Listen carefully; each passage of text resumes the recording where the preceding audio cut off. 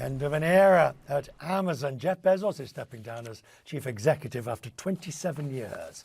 The world's richest man had humble beginnings. Bezos started Amazon in this Washington garage in 1994. 3 decades on, the company's worth $1.75 trillion, and Bezos is getting ready to launch into space. Amazon shares have an impressive trajectory since the IPO in 97. Look at it.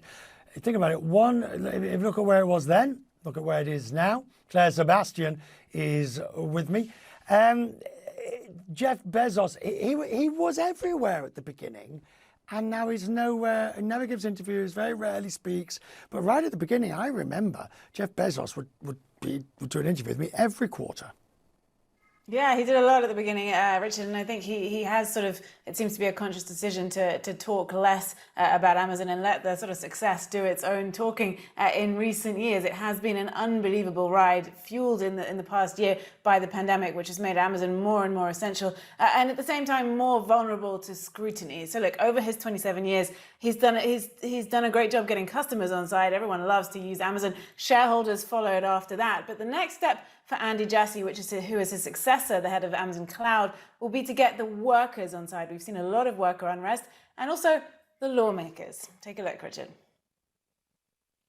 Our obsessive focus on customer experience. What has worked at Amazon is focusing on the customer. Customer obsession has driven our success. For 27 years, this has been Amazon's stated mission. From pioneering customer reviews to Alexa, its AI personal assistant, to 2-day shipping and then same-day delivery, Jeff Bezos put customers first, even, it seemed, above shareholders. As you know, we are a famously unprofitable company. It took Amazon more than 4.5 years after going public to make a quarterly profit, 2 decades to see the billions start to roll in.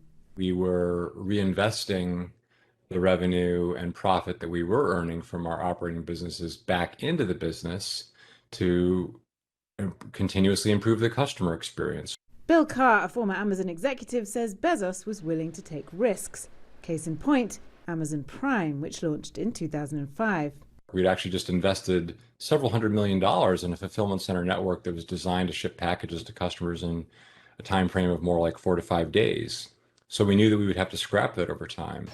But if we had focused on our sunk cost investments we would have never made that leap to Prime, which is what customers wanted.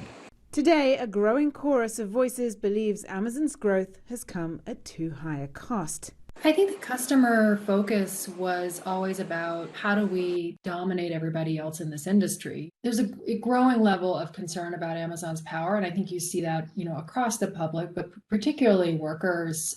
We've seen a lot of walkouts, a lot of wildcat strikes over the last year, especially with the dangers of COVID. As the COVID-19 pandemic drove its sales up 38% last year, Amazon hired 500,000 people, growing its workforce by more than 60%. There is no excuse for workers at Amazon not to have good wages, good benefits, and good working conditions. While an attempt to unionize at an Alabama facility in April ultimately failed, that threat hasn't gone away. One of the biggest U.S. labor unions, the Teamsters, has made building worker power at Amazon its top priority. Millions of our members over the last 100 years have helped to propel this industry into the middle class, and we just got to make sure that it stays there. Amazon says its wages are fair and workers also get benefits like healthcare coverage and a 401k plan.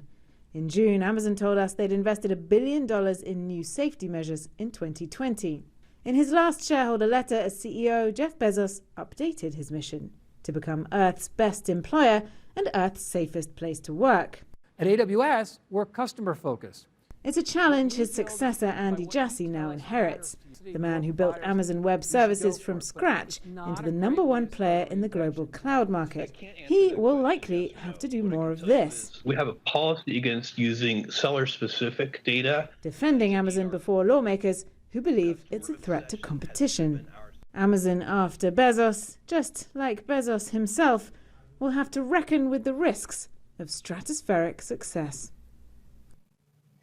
Well, Richard, Jeff Bezos may be leaving Earth for about 11 minutes in 2 weeks' time, but he's not actually leaving Amazon. He assumes the title of executive chairman, which is something we've seen the likes of Bob Iger at Disney, Kevin Plank from Under Armour take on that title. He says he'll be looking at focusing his energies and attention on new products and early initiatives. I guess the question, how much he is involved, isn't it? How much of Amazon today is still driven by him?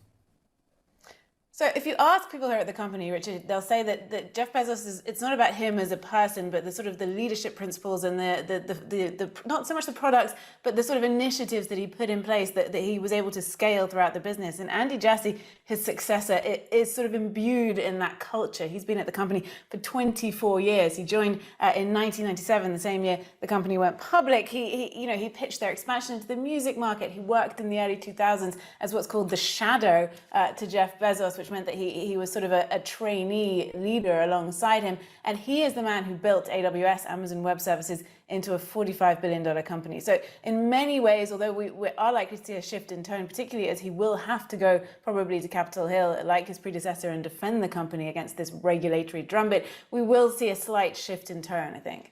Right, but it raises this very distinct point, Claire. Thank you. It raises this very distinct point about how much of it is the genius of a single person versus can you train somebody? Well, we'll watch, or you will watch, and you'll report. Thank you, Claire Sebastian. Thank you. Now,